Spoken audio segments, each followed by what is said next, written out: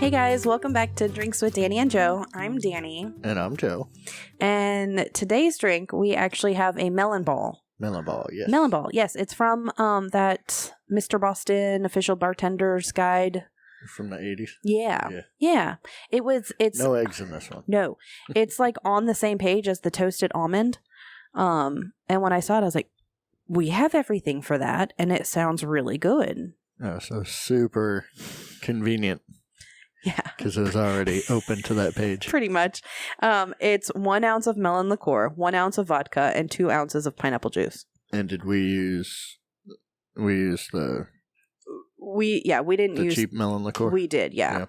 Not the what's the other word? What's the other one? The Midori. Yeah, we did not use Midori because from our taste testing, we noticed that this one has more of a melon flavor.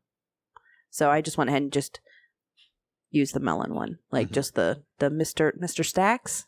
Yeah, I think so. Yeah, it kind of turned to like a grass green. Yeah, it's like like a lime green. Yeah. Yeah. I'd say, well, to me, it's grass green. Like when I think of grass, this is the green that I think of. That's unhealthy grass. Well, that's Oklahoma grass. Our grass here is like a nice, beautiful dark green. Yes, this is a light grass green. That's like drought grass green. Yeah. Well, Oklahoma. Desert grass. Oklahoma is not desert. Oklahoma is plains. Yeah, it's still somewhat desert. No. Pickle. Yeah, our old lady kitty, you may hear her. You may also hear the dishwasher. There's kind of no way of hopefully I'll be able to getting rid of that one. Out. Yeah. All right, you ready to try it? Yeah, let's try it. All right, cheers.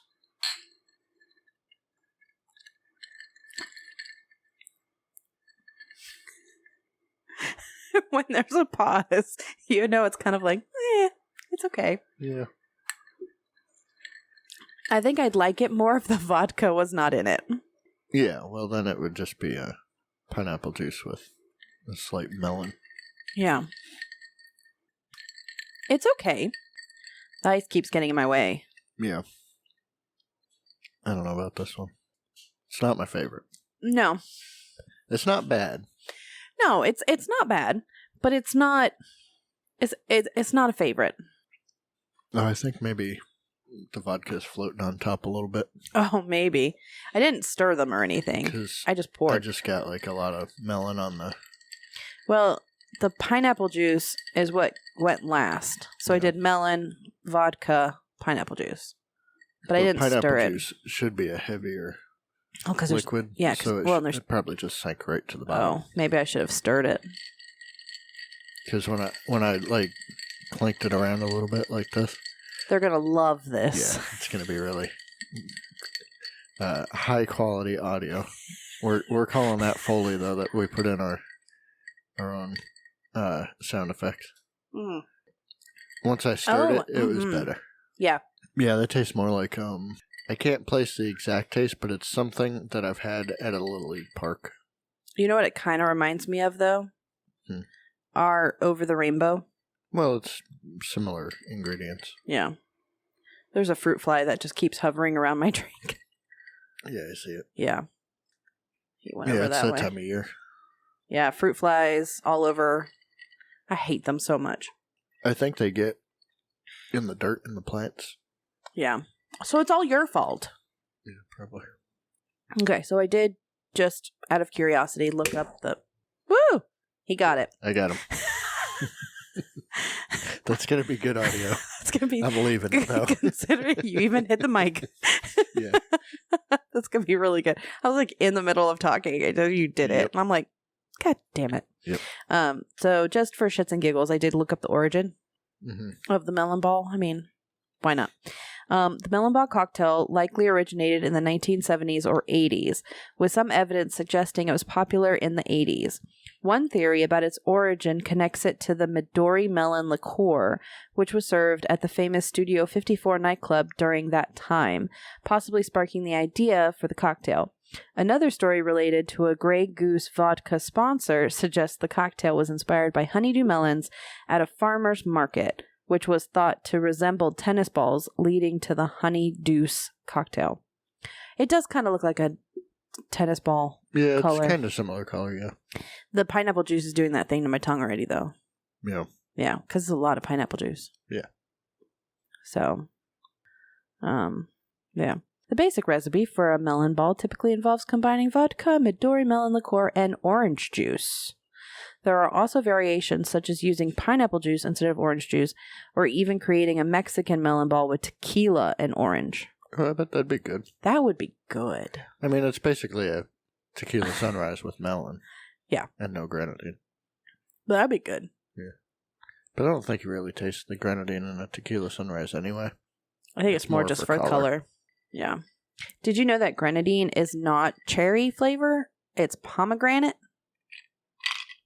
I did know that, but I only know that because you told me that before. Oh. I think did that's not know that before. No, I didn't either. I always thought it was cherry, but no, it's pomegranate. Like, I thought that was, for a long time, I hated pomegranates, but I loved grenadine because I thought it was cherry. So I'm like, oh, is it one of those things where it's like, I don't like it because I think it's one thing, but when it's something else, I like it? Yeah. Does that 100%. Did that make sense? Yeah, you just said it backwards, but yeah. Yeah. But you know what I meant. Yeah. You've already finished yours. Yeah. That was fast. It's a very light drink. Mm-hmm. Like, very light flavor, so it'd be good to have at the pool. Pretty like, quick. Like in the pool or the hot tub. Yeah. Enjoying this. Can I get a hot tub? You cannot. No. No, I know. We don't have State Farm. No. We don't. But also, we live in an apartment that doesn't have enough room for a hot tub. Nope. That sucks. Just turn the kids' bathroom into a hot tub. We'll just build out on our porch. On the third story. Just put some big old braces out from the building. Like, go on the porch below us and build some big braces so it'll hold the weight. Just be like, don't mind us. You can come up and use it whenever you want to. Well, not whenever you want to. By request. Never come use it, ever. But we're using part of their patio. No, we just need to be on their patio to connect the braces to the outside of the building. Oh, okay. So we just have to... Yeah. Hey, we're just gonna, like... Yeah, don't mind us. Zip line down. Yeah. Just rappel off of this. Yeah. Those movies when they have the rope and they take a running leap and they leap off and then they... then they hit the end of the rope and then come barreling down. Mm-hmm. Like those. Yeah, let's not do that. It's not very far. It's going to be a lot of force. It's gonna yeah, probably. Smack right into the roof. Like the ceiling of the one underneath us. It makes me think of like when Trinity did it in Matrix. She's done several different ones. Like I think there's one where she's like on a thing and she's just running down the face of a building. Yeah. And then there's I'm trying to think. I know there's a bunch where she like just jumps off a building. Yeah. Because she's fucking badass. Like, come on, it's Trinity. Yeah. Like, come on. Come on.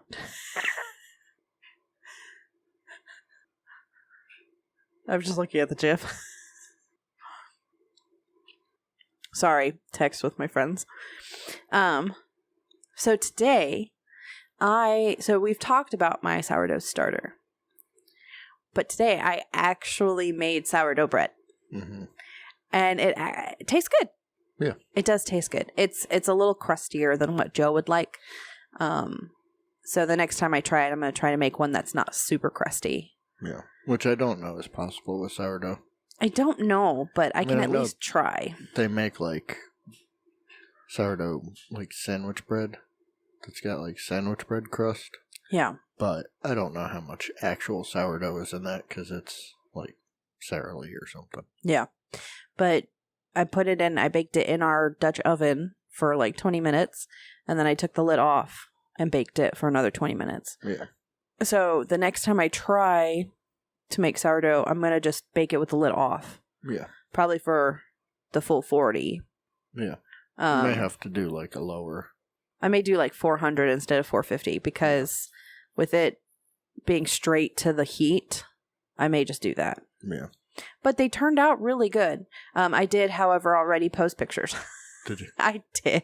On our page? Yes, I did. Yeah. So you can go back and look at them. Yes, because this episode's a couple weeks late. Yeah. My bad. Well, I mean, I can put them out in whatever order I want. That's true. But yeah. I tend to put them in the order we record them, so that way I don't have to. It's easier.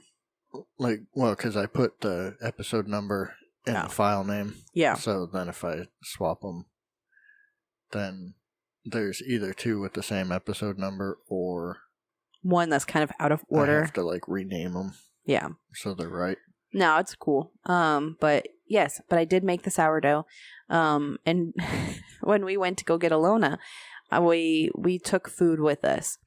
And the easiest kind of sandwich to get was peanut butter and jelly. So I bought a little peanut butter, but then I was trying to figure out the best way to do the jelly. So I bought a squeeze bottle of strawberry jam.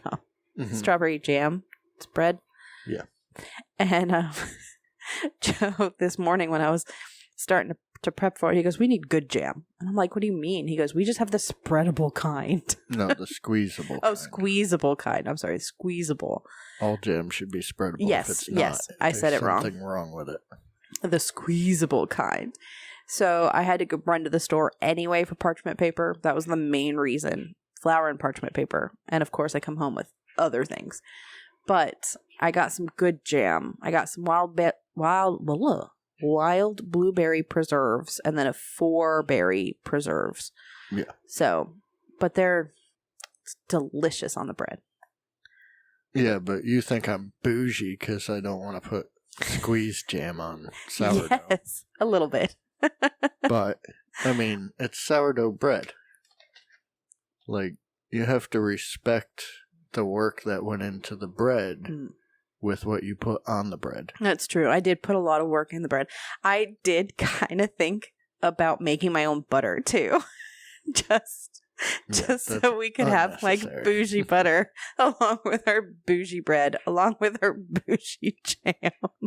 Yeah, that's too much. Obviously, I didn't. Obviously. But I thought about it. Mm-hmm. And I was like, fuck that. That's too much work right now. I'm already baking the bread today. Yeah. Well, I mean, to be fair, it's it's no effort to make butter when you have a stand mixer. That's true. You just put it in there and let it go, and then it turns into butter. On its own. Yeah. Stop it. What? Yawning. I wasn't yawning. You've been... Who's yawning now? Because I thought about it. I'm moving away from the mic to breathe because I can hear my nose. Oh. Are you stuffy? A little bit. But yeah, the bread turned out really good. I did, like I said, I posted pictures already. I think I even posted a picture of my piece with the jam on it too. Did you? I think I might have. But it was really good. I was really proud of it. I think next time I make bread, I'm going to try to put some inclusions in it, just to try. I think you should just perfect the bread and then add to it. Yeah. Well, I made 2 loaves today. The first loaf, pretty good. Second loaf looked a little better. I had to bake it just a little bit longer because the first loaf was just a little too soft. Yeah. So I wasn't sure if it tasted cooked or baked through. The texture felt cooked through. Yeah, it's not doughy. It's not, but it still just felt, I guess, too soft. Yeah. So I baked the second one for just a little bit longer, 5 minutes longer. But it turned out fine too. I had to cut it in half to store it in the Ziploc bags because we're freezing that one. Yeah. So because I don't want it to go bad. Because we don't eat bread super all the time. Mm-mm. So I did make 2 loaves. So I'm hoping the 2 loaves probably last us maybe a week or 2. I guess it depends on if the kids eat it too. Yeah. I'm thinking easily a loaf a week is plenty. Probably. Well, because like I said, the second one's cut in half. So the first one is I just went ahead and put both pieces because it's half a slice, half the bread, and then a quarter of it now. Because Alona and I had a couple pieces, and then you had a piece. Yeah. That's just out, but I cut the second one in half, and I put them in baggies and and froze them. So I figured when we get low on what we have, we'll just pull one half out and then we'll pull the other half out. Yeah. And then when we get low, then I'll just make 2 more. Yeah. I mean, it was fairly simple. Like it didn't, it was a process. I think what took the longest is just the having to wait in between. The stretch and folds and then wait and stretch and fold and then wait. Yeah, it takes a little bit. Yeah. But it's not like you're standing in the kitchen for 6 hours. No, thank God. I don't know if I would do that. I would not. That's a lot. I won't even do that for regular bread. I have done that with cooking and like Thanksgiving. When we cook Thanksgiving, we've done that. Yeah, but that's like But that's one Thanksgiving. Day. Yeah. If that was every day. Okay, so here's how I kind of look at it. If my job was cooking, then it would not be a problem to be in the kitchen all day. Yeah, because that's your job. Right. But because it's not my job, I don't want it to take all the hours that are not at my job. Yeah. But like, if we had a homestead. Well, yeah, that'd be different. Our work would be, gardening, weeding. Doing the farming, prepping food, canning stuff, making bread, milling flour. Flour and oats and whatever, and drying herbs and all that kind of stuff. Yeah. So that would be a lot of our day.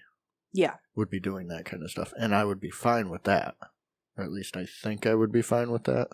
I think if you didn't have to go to work and do that at the same time, you would be okay with it. Yeah, like 100%. If you had to go to work and still come home and still do all that, that's when it would be an issue. Well, the gardening, I would do either way. Well, because I did that. You love gardening. Yeah. Like I understand that one. You love that. I tended my 1/8 acre that I had after work, and it was fine. Yeah. And when we buy a house, we'll probably have a nice garden with raised beds. I mean, at least I assume. I mean, I'll probably kind of leave it up to you. I'm not much of a gardener. I kill things. I kill plants. Oh, you're going to help. Well, I'll help, yes. But what I'm saying is I'll leave up to you, like, what we plant, where we plant, how you want the beds. Yeah. Like, I'll help with it, but it's going to be, like, your decision on where to plant things. Yeah. Is what I'm getting at. Yeah, which is fine. I'll come help harvest. I'll come help weed eat. Like, pull weeds, all water, whatever. But, like, the rest is you. Yeah. Figuring it out. I don't care. But it'd be nice because we are looking into doing like our own pickles too at some point. Yeah. We're trying. I think we've talked about this before. I think we talked about this like 2 episodes ago. Trying hard to just do our own stuff. Yeah. As opposed to buying it. Mm-hmm. Which eventually I'd like to just not have to go to the grocery store. But I don't think that'll ever happen. I mean, we'll always probably have to buy milk because I'm not milking a cow. No, but you make friends with somebody that does. Well. And then you give them cucumbers and they give you milk. Fair enough. Yeah. But I mean, it'd be cool though to like just grow our vegetables and fruit. Yeah. I would love to grow my own fruit. But then if you have somebody that has a cow and you get milk from them, then you have to buy a countertop pasteurizer. Oh, yeah. Unless they have one. Yeah. They might have one because they own the cow. I would imagine they would, but I doubt they would pasteurize it before they... Don't you just have to heat it up? Isn't that how you pasteurize it? Heat it up and then rapidly cool it. Yeah. So I mean, we could do that. Just, I guess, heat it up and then just stick it in a freezer. Be like, here you go. And then I mean, I could probably build a pasteurizer. Well, yeah, I mean, what can you not build? It wouldn't be horribly complicated. You just need like a coil to put in there. A coil? Yeah. Coil like what? You take copper pipe, like thin copper pipe like you use for that goes on the back of a fridge for the ice maker or for the dishwasher. So you take that and you make a coil just slightly smaller than the pot, right? And then you can heat the milk up in the pot. Oh, and you run like ice water. And then you run ice water through the coil and cool it down really fast. Washer's done. Dryer. Yeah. I don't know if they'll hear that. No, probably not. No. Hopefully that's the extent of the noise. Because that stopped, and I think the dishwasher's on the heated dry. Oh, good. So hopefully that'll be good, because we need to do another load of dishes tonight. Yeah. But yeah, you can kind of do the same thing. You can do, if you have a water heater, you can take the water heater apart and run a coil into the water heater that basically has, so you run through that coil water that goes through a radiator that's in a wood stove, and then it'll naturally, like, so if you put water in a coil, right? Okay. And it runs through a wood stove, the wood stove will heat it. Heat up the water in the coil or heat up the coil? Heat up the water in the coil. Okay. And then because the water's hot, it'll naturally want to rise, right? Because hot water rises. Yeah. So like if you have a water heater, the hot water's in the top of the heater and the cold water's in the bottom. So it'll naturally want to rise, so you put it out of the bottom, and then it goes up the coil, and then returns to the water heater. And then it just keeps cycling through there, so you have a constant flow of hot water through that coil. Oh, that's cool. And then it'll heat the water in a water heater. So you can have an off-grid water heater.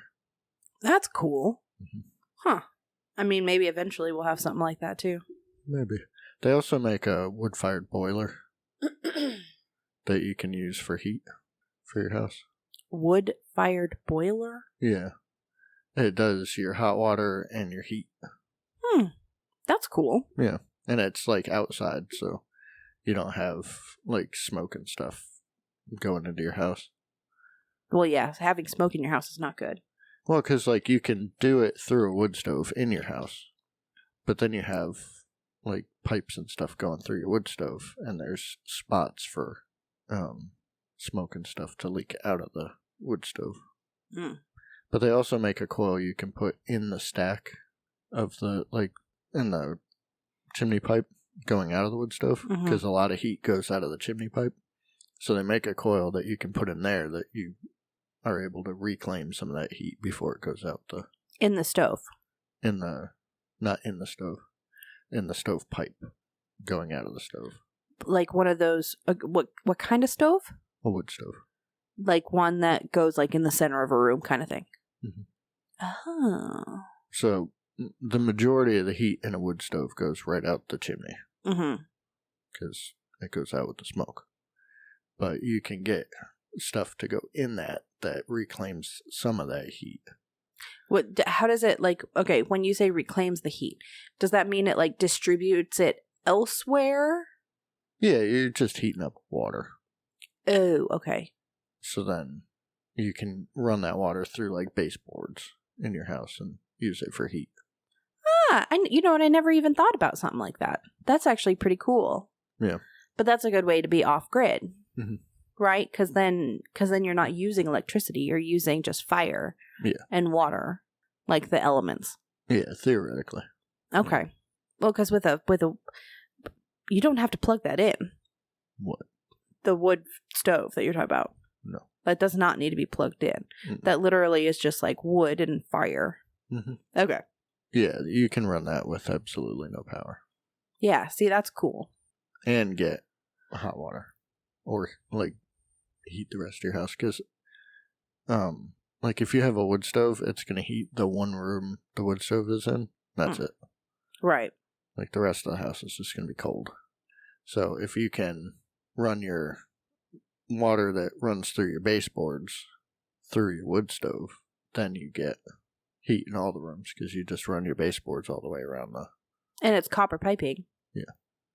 But with fins on it. What are like in the baseboards, there's fins, so it radiates the heat through the fins and heats the rooms. What are the odds of it, like, corroding or, like, falling apart? And just water leaking everywhere. I mean, in 100 years, it'll leak, yes. But it's copper pipe. You're good for 50 to 75 years before you even have to think about it. More than, like, PVC pipe and Plex? Pillix? What's that other stuff? What's that other stuff now called? You said a bunch of wrong names, and I can't think of the right name. I don't know. What is that bendable tubing? No, I know what you're talking about. I just can't think of it because you said Plex. That's not what it is. That's not. Not no. Plex. Oh, Pex. Yeah. Okay, I was kind of close. I just added an L. Yeah. We don't know long term how Pex is going to hold up. Okay. Because it's not been around long enough. So that might be fun. Well, they had PEX in the 80s. It was a different kind of PEX. Mm-hmm. And it fell apart. Oh, shit. Like, half of the plumbing I did when I was doing plumbing was replacing old PEX pipe. Okay. Because it would just disintegrate over time. Mm-hmm. So, new PEX, it doesn't do that. Gotcha. I'm using the air quotes here. Well, I mean, I was going to say I can tell. Yeah. But we don't really they don't know see you long term. Yeah. What it's going to do because it hasn't been around long enough to do it. People like to say, well, the new PEX doesn't do that, but new PEX hasn't been around long enough to know that it's not going to fall apart. And everything falls apart eventually. Yeah. We as humans like to think of things that we build as permanent. Yeah, no. But in geological terms, nothing's permanent. Mm-mm. So even the Appalachian Mountains that have been here for eons are not the original. Like, what is the mountains now used to be the valleys. Like, the actual mountain part of the mountains have eroded away until what was the valleys is now the mountains. Yeah. Which is crazy to think about. Yeah. And isn't part of the Appalachian Mountains in Ireland? Scotland. Yeah. Which is crazy to think about. Well, I mean, if you think about the continents all at one point being together and then they broke apart and drifted, if you line it up where the northern part of the Appalachians is directly across the Atlantic from Scotland. Yeah, I know, but it's still just, I don't know, like, still crazy to think about. Yeah. But, like, the Rocky Mountains are babies. Compared to the Appalachian? Compared to the Appalachian Mountains, which people are always like, well, the Appalachians aren't that big. But they're also, old. A billion years older. They're old. They've been around a long time. Well, yeah, I think we've talked about it before too, but it's like basically when you're in Appalachia, like you don't, like if you live by the Appalachian Mountains and stuff, like if you hear something at night, you don't hear it. You don't go out at night in the Appalachian Mountains.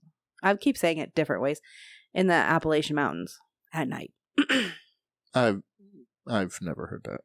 You've heard that. I've never heard that. I've heard it on TikTok. Yeah. Well, you can't listen to TikTok. Well, duh. Everything on the internet is accurate. Okay, but people that live in the deep, dark hollers in Appalachia don't have TikTok. That's true. They don't even probably have power. Well, at this point, most of them do. Maybe. But I mean, there are people who talk about skinwalkers and all this stuff coming. Okay, but that's all horseshit. Yeah. I don't know. I kind of believe in that stuff. Okay. I don't know anything about any of it because I don't seek any of that out. So no, I mean, I don't seek it out. It just happens to pop up. You do. No, it pops up on your For You page. Yes, because I talk about it. Algorithm based on what you like. Well, yeah, but I don't like a lot of videos. No, you don't have to like them. All you have to do is watch them. Yeah. There's that. The algorithm knows what you're doing. Stupid algorithm. It's fine. I really need to get off TikTok and read more. I think I said that last week. I think you did. I did also go to the book fair. Yeah. I was crowded. Not a boozy one. No, not a boozy one. See, I'd have The went Book if it Warehouse. was a boozy one. The Book Warehouse. That was nice. It was busy. Yeah. It was a little overwhelming. I did get like 10 books, I think. Not like 10 books. But it's not too bad. So I got 10 books. I also got like an embroidery thing. And I also got I got you a deck of cards. Yeah. Because I saw cards and I went, ooh. They're in a weird box. A little bit. Which I don't love, but yeah, it's fun. I mean, it's kind of cool because they're kind of odd. Yeah, but they won't fit in my card boxes. No, probably not. So. But, I mean, Ilona looked at them today and she's like, these are cool. Yeah. I was like, yeah. So, pretty cool. Yeah. Cool. That Book Warehouse, I've been once. Yeah. And it's kind of like those, you remember I was telling you about the antique stores, the ones that are like really crowded. Yeah. And you can't really, it's like overstimulating to be in it because there's so much stuff. Mm-hmm. And that's kind of how that place is for me. Well, so I think... And the shit ton of people. Well, so Nadia and Paul went later than I did. They said there weren't many people there. Yeah. And I feel like the place probably wouldn't be as overwhelming with less people. Maybe, but it's still kind of like there's stuff everywhere. Yeah. You said it's a little more organized. It's a little more organized this time. Yeah, it was a little bit better. Like, I mean, it's getting better. They did have bins of stuff still and stuff just on shelves. But, like, for the most part, it wasn't just all in big boxes. Like, you know, last time they had a lot. I mean, they did still have books in big boxes, like your Jimi Hendrix book. That was in a big box. Yeah. They also had a Bob Dylan one. But I couldn't remember if you wanted a Bob Dylan one or not. But it was exactly like that, just thicker. But they're so big. Yeah, I'll have to look through that one and see. Because I like memoirs. Yeah. I do have, like, I have the Garth Brooks Compendium. And I have a Beatles one. Those aren't memoirs. Those are just like, they have pictures and kind of... That's what that is. The Jimi Hendrix one, it's got pictures in it, and it's probably just got little things, but it's not like a memoir or anything. That's why I didn't get you the Bob Dylan one, because I was like, it's not really a memoir or anything. But then I saw the Jimi Hendrix, and I was like, oh my gosh, he loves Jimi Hendrix. So I was like, I'm going to get it for him. I mean, I like Bob Dylan more than Jimi Hendrix. Oh, do you really? Mm-hmm. Oh, well, my bad. I can get you the Bob Dylan one next time if they still have it. I'm not worried about it. Okay. I don't know that much about Jimi Hendrix. I know a lot more about Bob Dylan. Well, now's your chance to get to know some Jimi Hendrix. Yeah, because you got me a Jimi Hendrix textbook. I did. Yeah, it's going to have questions and everything in the end. I'm looking forward to the quizzes. But the good thing is it's open book. Yeah. So there's that. I've never been good at open book. No? There's too much book. But no, the Book Warehouse was actually more organized, I felt. And I actually bought more this time. I think last time I only bought a couple books. This time I actually I was like, you know what, I'm going to buy some. I don't care. I want some. I'm going to buy some. Yeah. So I did. Well, you got lucky too because you took Violet's car. I did. And there happened to be parking on pavement. Yes. So you got lucky. Well, had I not been able to park in the roundabout part, there was other parts where I could have parked on the pavement. Yeah. But I did get lucky with it. Yeah, because it's been raining, so yeah, you probably would not want to park anywhere where there was a chance of spinning wheels because that thing would go right to body. Well, and I don't even know if I could have even gone on the grass because I'm trying to remember if there's like a curb. Or if it just goes from pavement to grass. I cannot remember. It's gotta just go from pavement to grass because people park cars in there all the time. But yeah, I did get lucky with getting some pavement parking. There was actually quite a bit of pavement parking, so I was really glad for that. I think they did that specifically for people who couldn't park. Oh, I'm sure. Well, because this time they actually had somebody, like when you go in, somebody would kind of direct you on where to go. So that was kind of nice too. Yeah. Because the first time when we went, it was chaos. Yeah, it's just a free-for-all. On where to park. We're like, where the fuck do we park? Yeah. And the lines were all crooked and, But this time somebody was there and I was like, can I park in non-grass? And she goes, yeah, go up this way, see if there's parking. If not, then you can, park along that line. And I was like, awesome. Yeah, that's helpful. Yeah. So I was able to, by the front roundabout area, I was able to park. And I'm like, thank God. Yeah. So, and the little bit of books that we got fit in her trunk. She's got a lot of shit in her trunk. Yeah. But thankfully it fit in her trunk because Alona would have had no legroom. I mean, there's not much legroom there anyway.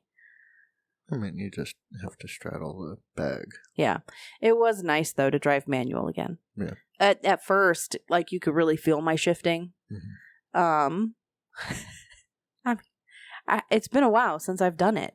Yeah. So it's not going to be super smooth, but then the more I drove, Alona was like, I don't feel you're shifting anymore. I was like, that's because I'm getting used to it. Yeah. I'm like, I know how to do it. I have to get used to the car. Well, Miatas have a fairly light clutch too, so. Yeah. Well, hers doesn't grab super quick. Mm. So I liked that. I don't like the ones that grab super quick. Depends what you want, what your aim is, I guess. Yeah. I like manuals where you have to pull out the clutch a little bit and then put the gas. Because if you have to do it right away, like I feel like I'm going to just kill that car constantly. Yeah. But if you're like trying to like get a good jump off a line or something, you want it to be. Yeah. Right. Like, yeah. Right. Very short Yeah. clutch. But I enjoyed driving her car. It was fun. It was nice to drive manual again. Like I said, it's been forever since I've driven manual.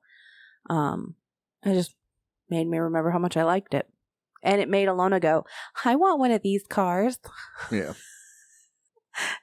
That's because the Miata is the perfect car. It's fun to drive. I want one. I want one now. I never thought I'd want one. I do. I did use it. I don't know if she uses the clutch to, like if she shifts down to slow down and stop. No, I think most of the time she just brakes. Yeah, I would shift down, let it rev up a little bit, slow down, shift down again, and then eventually I would hit the brake. But I would just let the engine slow me down. So there was a time where these damn cars were in front of me and they would speed up. So then I'd, because once I hit 3 on the RPM, that's when I would shift. Mm-hmm. Is that right? I mean, that's okay. Yeah. Well, that's when it started kind of screaming at me and I'm like, okay, shift. So I would go into, I would get into 4th because it was screaming at me, and I don't know her car super, super well. So I don't want to like push it too much, Mm-hmm. So I'd shift into 4th, but then the cars in front of me would slow down. So I'd have to go into 3rd, and then they would speed up again. So I'd speed up and I'd go back into 4th, and I kept going 3rd, 4th, 3rd, 4th. And I'm like, fucking hell, just stay the same fucking speed. I can. Like, it really pissed me off because I don't mind. I don't want to just keep shifting back and forth because they can't keep their fucking speed. Yeah. I'm like, you're making it difficult for me. Yeah. But whatever. That's how it goes. That's the life of driving a stick shift. It is. So consensus on drink. That's okay. Not bad. I don't think I would order it at a bar. No. But it's okay. It's a nice little cocktail to make at home for I want something kind of sweet. Yeah. I guess it's not super sweet, but it's. I mean, it's got pineapple juice. It does. Melon liqueur, they're both sweet. So. They're not bad. So, but yeah, that's a consensus of this drink. Yeah, it's okay. So, but I think we'll call it good for this episode. All right. Well, you know where to find us. You can look us up on Facebook, Instagram, YouTube. YouTube's really just audio. Yeah. Spotify. You can listen to us on Spotify, Podcast Addict, iHeartRadio, Apple Podcasts. And YouTube. Yep. Yes. So, like, share, give us a drink suggestion, and we'll talk to you guys next week. And if you make this drink, send us a picture. Yes. On Facebook, I guess. You can just comment on the post. Yeah. Like, comment with your picture. Yeah. Yeah, sounds good. Nobody's going to do that. No, probably not. All right. All right, bye, guys.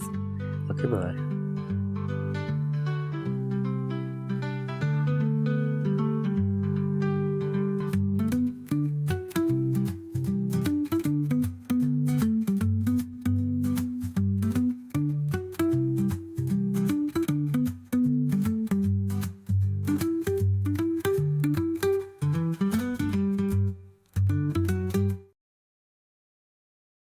was a good one.